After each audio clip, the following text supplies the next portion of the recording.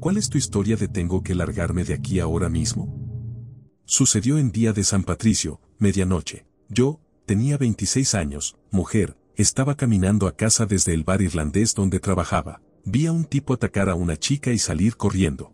Me acerqué a la chica para asegurarme de que estuviera bien y me quedé con ella hasta que llegó la policía. Di mi declaración y les dije que me sentía nerviosa por caminar sola a casa. 2 hombres que estaban en el lugar se ofrecieron a acompañarme. El policía dijo: ahí tienes, asunto resuelto. Así es, me mandó con 2 desconocidos. Me regañé a mí misma por estar tan nerviosa, me dije que era un gesto muy amable de su parte ofrecerse a acompañarme. Íbamos más o menos a mitad de camino a mi casa cuando empezaron a hablar sobre lo que habían presenciado, diciendo que esa chica merecía ser atacada, y que su amigo, el agresor, no había hecho nada malo. Mi instinto no solo estaba alerta, estaba electrificado. Estábamos por llegar a la última calle con gente antes del callejón oscuro y luego el parque que tenía que cruzar para llegar a mi casa. Sabía que si seguía caminando con esos tipos, estaba en peligro. Simplemente lo sabía. Revisé mi teléfono y les dije que mi amiga estaba en el club más cercano, justo al otro lado de la calle. Les agradecí por ofrecerse a acompañarme y me dirigí a la entrada del club antes de que pudieran decir algo.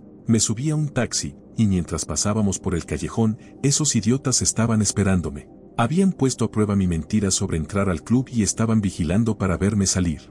No sé qué me habrían hecho, pero esa es mi mayor historia de hazle caso a tu instinto y estoy realmente feliz de haberlo hecho. Me estaba reprochando porque mi gerente, que también era mi amigo y había una atracción mutua, se había ofrecido a acompañarme a casa, pero no quise que luego tuviera que caminar todo el trayecto de regreso en dirección contraria.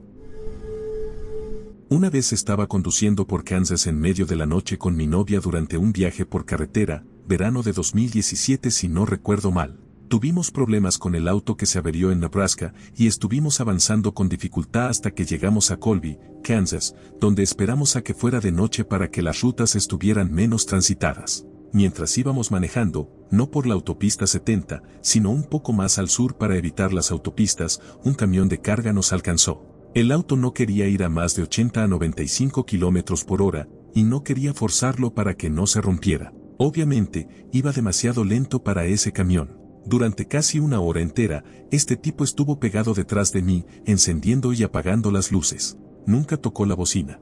Bajaba la velocidad y me iba un poco hacia la banquina para que me adelantara, pero cada vez que lo hacía él también bajaba la velocidad y me dejaba mucho espacio. Ya eran cerca de las 2 o 3 de la mañana. Estábamos en medio de la nada, acercándonos a la frontera con Colorado. Él seguía pegándose a mi auto y jugando con las luces. Finalmente encontramos una estación de servicio y paramos en un surtidor a la derecha. No puedo enfatizar lo suficiente lo que quiero decir con en medio de la nada. Había desierto plano en todas las direcciones. Era una estación vacía, cerrada y completamente oscura. Esperábamos que el camión solo siguiera su camino, fingimos que cargábamos combustible. Este maldito camión desaceleró completamente y se detuvo allí en la ruta, al lado nuestro. Luego hizo marcha atrás lo suficiente como para entrar a la estación detrás de nosotros, quedando perpendicular a nuestro auto. Empecé a ponerme muy nervioso y a mirar alrededor, estaba afuera del auto, y mi novia gritaba para que volviera a entrar. Este tipo se baja del camión y empieza a caminar directamente hacia nosotros. Estaba a solo unos 45 metros cuando noté una pequeña camioneta marrón estacionada en la parte trasera de la CEL, puesta de forma bastante inquietante. Noté que había alguien adentro, corrí hacia ella. Al acercarme me di cuenta de que tenía un escudo policial pintado en el costado y el hombre adentro era en realidad un oficial. Solo puedo imaginar lo que habrá pensado ese policía de turno nocturno al verme correr hacia él. Bajó la ventana con cara de confundido. Mi novia gritaba histérica mientras este tipo se acercaba a unos 9 metros del auto y yo soltaba unas 50 palabras en 2 segundos explicándole la situación. El oficial no dijo ni una palabra y simplemente condujo alrededor de nuestro auto. El hombre se dio cuenta e hizo un giro en lo inmediato hacia su camión, mientras el policía le gritaba que se detuviera. Salté de nuevo al auto, miré por el retrovisor un segundo para ver al oficial bajando para intentar hablar con él. Encendí el auto, aceleré y unos minutos después ya estábamos en Colorado. Voy a pasar el resto de mi vida preguntándome qué habría pasado si ese oficial no hubiera estado ahí esa noche. Quien seas, que Dios te bendiga.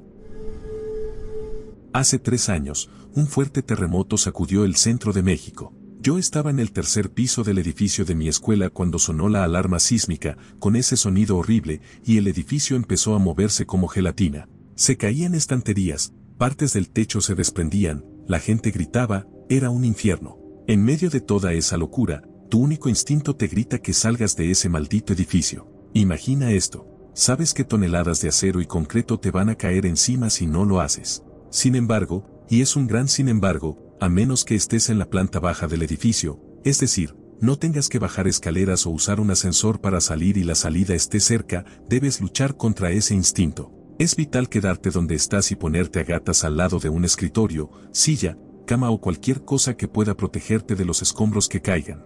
La cuestión es que, si el edificio colapsa y estás a medio camino hacia la salida, tus probabilidades de sobrevivir son mínimas, más aún considerando que las escaleras son lo primero que se derrumba en un terremoto. Así que todos mis compañeros y yo nos quedamos en posición fetal junto a nuestros escritorios, luchando contra ese instinto de lárgate de aquí ya, esperando a que pasara el terremoto. Al final, por suerte, nuestra escuela no se derrumbó con el sismo, pero varios edificios cercanos sí lo hicieron. Dato interesante. El silencio justo después de un terremoto es aterrador. Luego empiezas a escuchar perros ladrando, helicópteros sobrevolando y sirenas de ambulancias. A mis padres les gustaba ir a las reuniones en el patio trasero de sus amigos, que eran apenas una excusa disfrazada para emborracharse. Por alguna razón siempre nos llevaban a nosotros, los hijos, pero a mí nunca me gustó sentarme a mirar cómo un montón de adultos se ponían hasta las narices. Siempre pasaba algo estúpido y, la mayoría de las veces, terminaba en violencia. Ahora, tienen que entender que esos amigos con los que se juntaban eran basura, quienes se creían gánsteres, borrachos y adictos, ladrones de poca monta, golpeadores de pareja, y un exconvicto que decía haber ayudado a desvivir pervertidos en prisión. En resumen, el claro ejemplo de la escoria de nuestra sociedad. Aquella noche estaban todos estos desgraciados reunidos en un solo patio y, viéndolo en retrospectiva, era obvio que algo iba a pasar.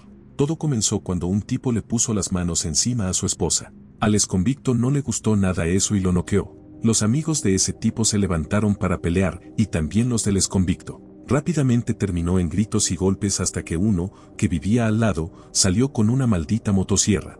Yo estaba dentro de la casa de la propiedad y escuché a la gente gritar, chillar, y una mujer embarazada que entró corriendo con unos niños, llorando. Me quedé ahí, desconcertado, hasta que mis padres entraron casi sobrios del susto y básicamente nos dijeron a mis hermanos y a mí, nos vamos, ahora.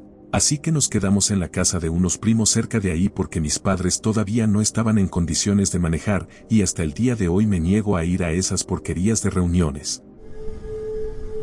En el último año de secundaria, una amiga y yo decidimos explorar un cementerio de pioneros cerca de las vías del tren después del anochecer en la noche de Halloween. Estábamos completamente sobrias y solo buscábamos una buena forma de asustarnos.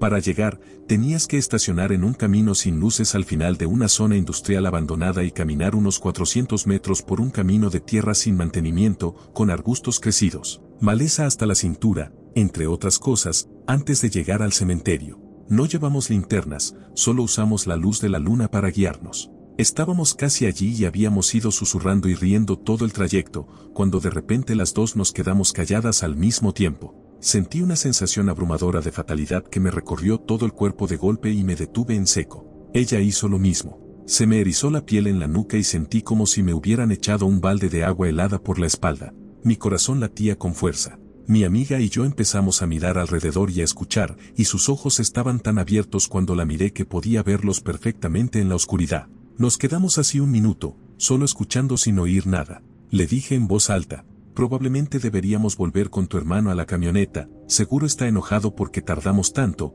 pensando que un buen farol me haría sentir mejor. Justo detrás de un arbusto alto, sobre mi hombro, pero juro que sonó como si estuviera justo en mi oído, una voz de hombre dijo en voz baja, sí, probablemente deberían.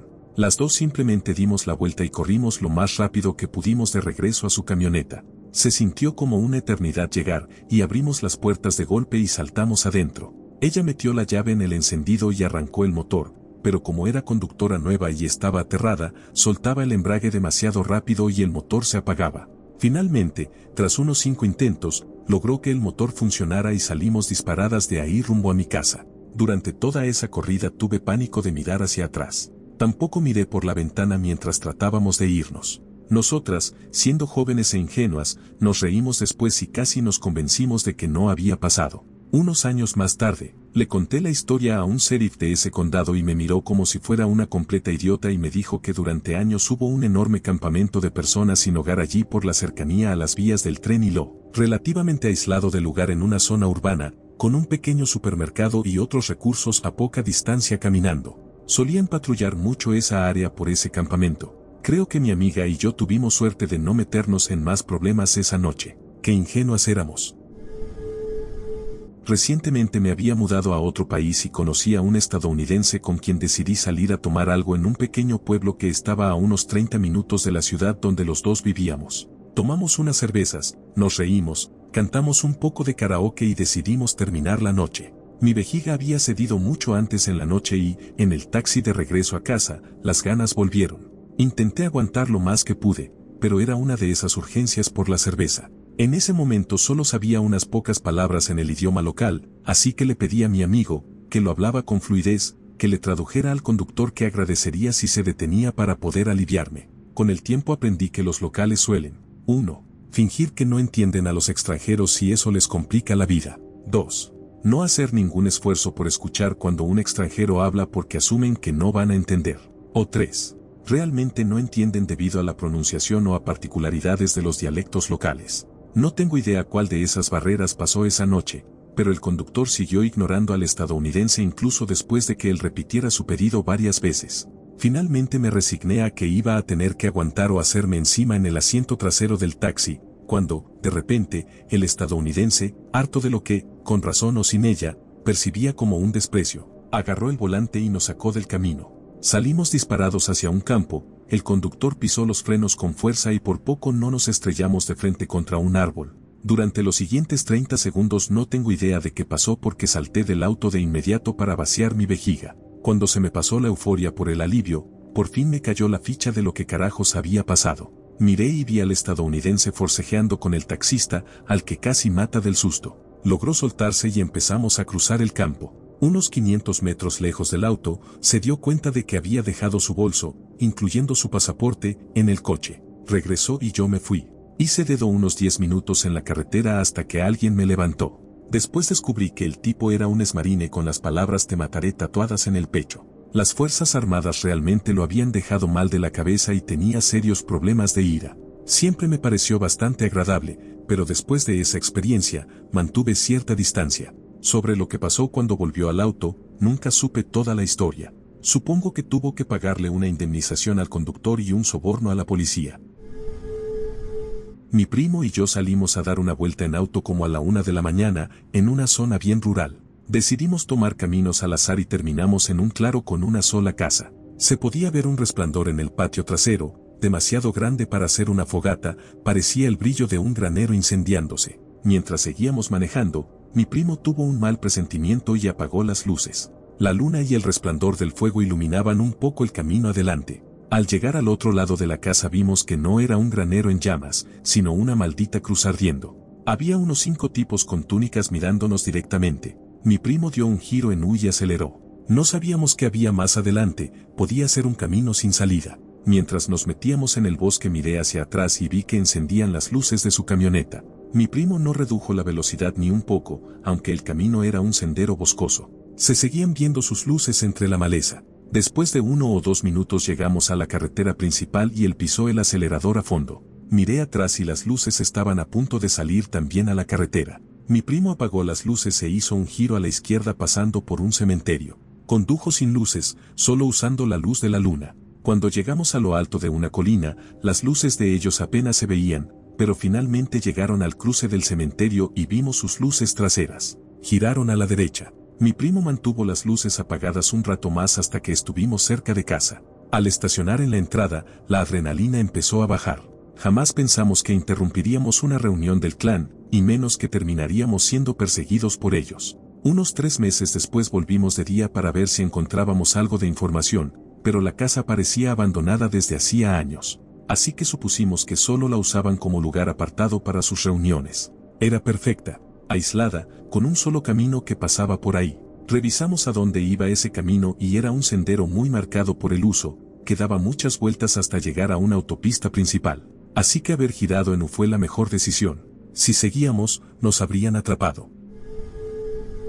Cuando vivía en el sur profundo del país, de vez en cuando te topabas con verdaderos desgraciados. Unos adictos a las drogas que vivían al final del camino le robaron un rifle a un amigo mío, y eso fue la gota que colmó el vaso, ya que habían estado hostigando a varias personas del área, incluidos mis padres. Constantemente robaban cosas de nuestro cobertizo y amenazaban a mis papás para que les dieran dinero. Vivían en un lugar aislado con muchos árboles, al costado de un camino de tierra. No era su propiedad, así que probablemente estar ahí ya era ilegal. Nosotros vivíamos en medio de la nada, así que realmente no veías a la policía patrullar por esa zona. Todo eran campos y caminos de tierra. Una noche me escabullí hasta allí para recuperar el rifle de mi amigo. Vi claramente cosas ilegales, como armas, un laboratorio de metanfetamina, una habitación donde criaban cachorros, etc. Mientras buscaba, encontré su rifle y me largué. Al volver escuché su vehículo viniendo por el camino y tuve que esconderme entre unos arbustos. Juraría que me habían visto, pero en realidad pasaron de largo. Sinceramente estaba listo para preparar el rifle por si se lanzaban tras de mí. Por suerte salí de ahí sin que me vieran. Se dieron cuenta de que el rifle había desaparecido y salieron a buscarlo, pero yo lo tuve escondido unos días antes de devolvérselo a mi amigo, así que no podían realmente acusarlo de nada. El otoño pasado, mis amigos de buceo y yo fuimos a una de nuestras embarcaciones hundidas favoritas para hacer pesca submarina.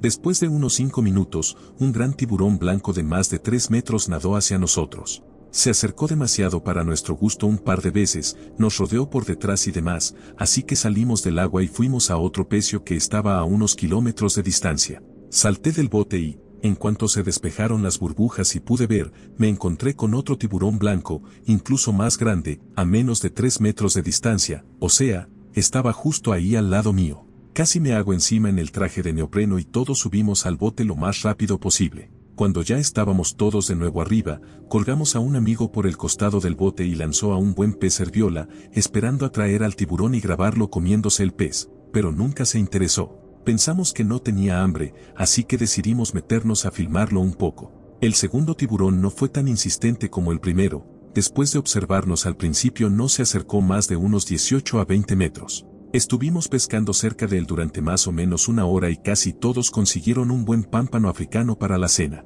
Mi amigo me había advertido sobre el primer tiburón, así que lo esperaba cuando lo vi, pero el segundo tiburón fue una completa sorpresa. Cuando lo vi, lo único que pensé fue tengo que largarme de aquí ahora mismo.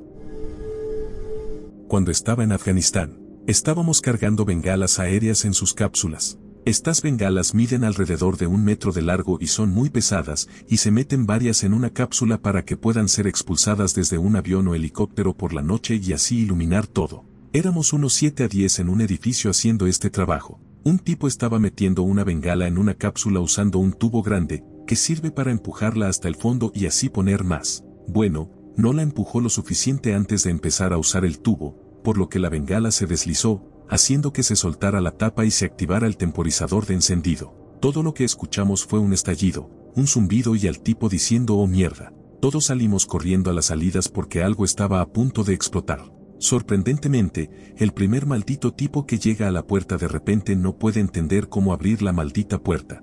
Yo pensaba para mis adentros que iba a morir por un cliché de película. Lo empujé, abrí la puerta y lo saqué para que todos pudiéramos correr hacia el búnker más cercano. Sabía que el fusible era de solo 30 segundos, así que todo ese tiempo estuve contando mentalmente y tenía claro que solo iba a alcanzar a llegar al búnker que estaba justo afuera del edificio. No me iba a proteger mucho, considerando que en ese edificio teníamos una enorme cantidad de explosivos, miles y miles de kilogramos. Así que decidí decir al diablo y me di la vuelta para ver lo que estaba por pasar. Todos los demás siguieron corriendo hacia el siguiente búnker, que estaba a cientos de metros, pero era imposible llegar con el poco tiempo que quedaba. Esperé y observé. Y seguí observando. Pasó un buen rato y no pasó nada.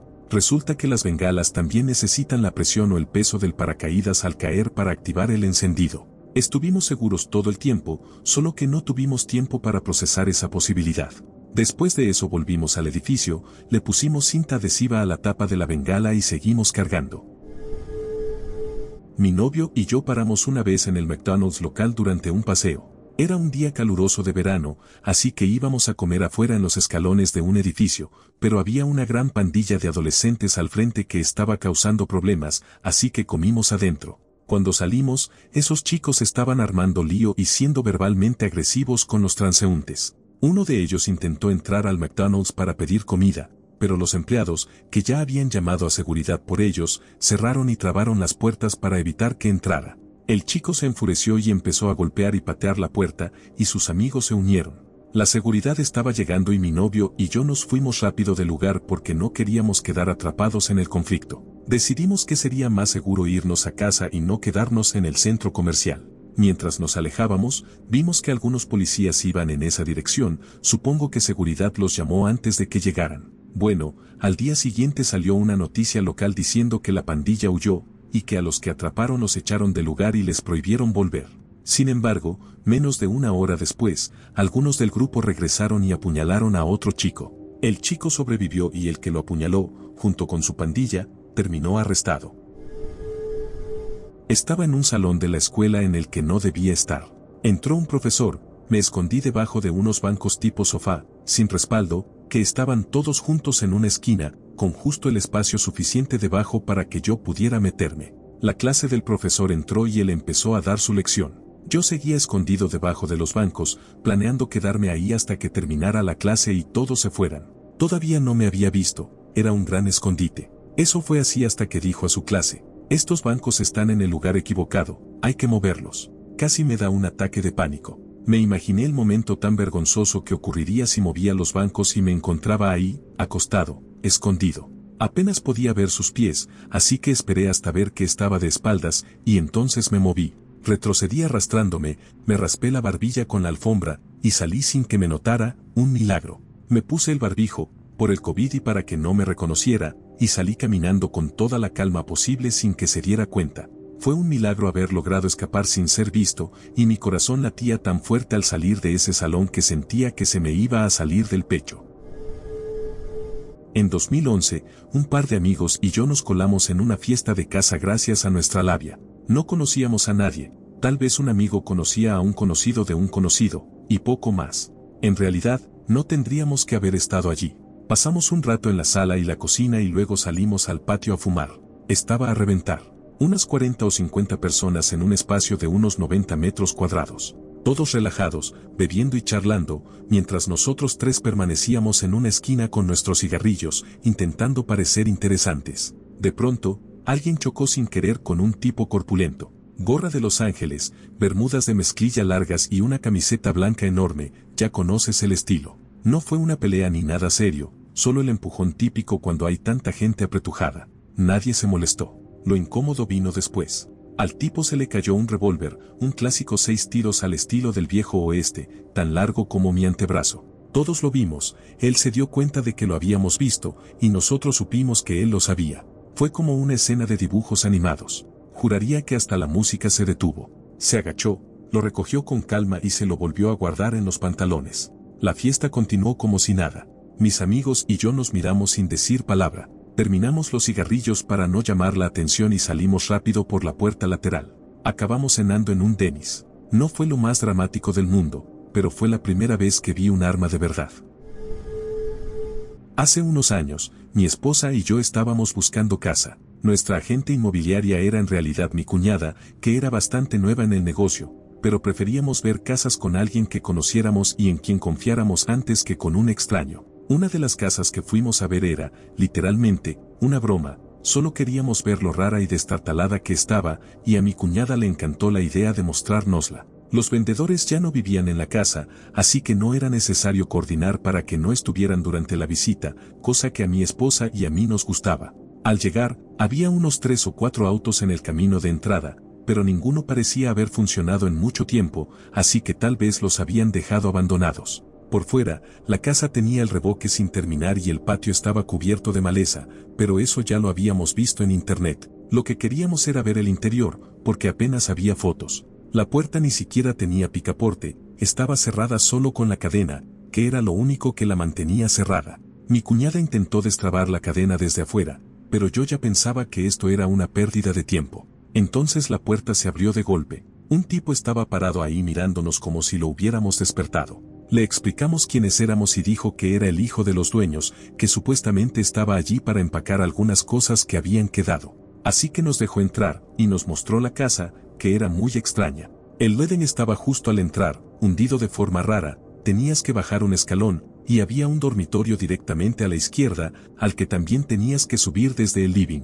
Estaba oscuro, con papel periódico cubriendo las ventanas, polvoriento y lleno de trastos. Luego nos llevó a la cocina, que estaba en un pasillo. También había que subir un escalón desde el living y era un pasillo de unos 2 por 3 metros que terminaba con un escalón hacia abajo en un cuarto grande sin terminar. Había otra habitación a la izquierda, igual de oscura, polvorienta y llena de cosas. En el cuarto grande había un colchón, una silla y una tablet sobre una conservadora reproduciendo videos más 1.8. La puerta trasera estaba en ese cuarto, clavada con tablas. Me di cuenta de que todas las ventanas también estaban clavadas, y pensé que si ese tipo quería, podía atraparnos fácilmente en esa casa tan rara, estando él parado entre nosotros y la única salida. Actuamos con normalidad, pero salimos de ahí lo más rápido posible sin levantar sospechas. Llamamos a los dueños, que nos dijeron que llamáramos a la policía. Ese hombre no tenía por qué estar ahí. Mi mamá, una amiga nuestra y yo estábamos de vacaciones en Sudáfrica. Somos 3 mujeres blancas adultas. Fuimos a Warner Beach y en el hostal nos dijeron que evitáramos salir después de que oscureciera. No miramos el reloj, pero como era nuestra primera noche en la zona, no quisimos arriesgarnos por si realmente había algo de qué preocuparse siendo viajeras. A todas nos gustan las motos, y mientras volvíamos caminando al hostal, vimos un pequeño estacionamiento con varias motos aparcadas, así que echamos un vistazo para ver qué modelos había, y el pequeño grupo de hombres dueños de las motos nos saludó y nos llamó para que fuéramos a verlas más de cerca. Pensamos en acercarnos un momento y luego seguir nuestro camino, sin bajar la guardia ni hacer ninguna tontería. Tras un poco de charla, hablando de las motos, de viajes y demás, uno dijo que era un pastor motociclista y nos ofreció un ejemplar de la Biblia del motociclista. Fue mientras conversábamos que noté que llevaba una insignia de las SS y un águila de la Luftwaffe, además de una pistola semioculta por su abrigo en la cintura. Puede que no fueran un peligro directo para nosotras, pero en ese momento decidimos dar por terminado el encuentro y volvernos al hostal.